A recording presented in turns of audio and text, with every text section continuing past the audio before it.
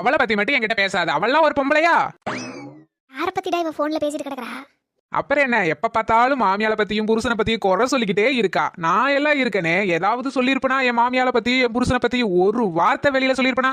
பாத்தியாமா என் பொண்டாட்டியோட நல்ல மனச? ஆமாடா, என் மருமக என்னமா தங்கமா நம்மள விட்டு கொடுக்காம பேசுறா.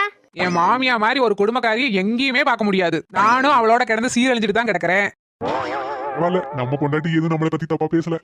யாரு? என் வீட்டுக்காரனா? அவனுக்கெல்லாம் ஒரு கல்யாணம், பொண்டாட்டி ஒரு கேடு. ஆத்தாக்காரி என்ன சொன்னாலும் சிங்சான் அடிக்கத்தான் லாய்க்கி அந்த ஆளு.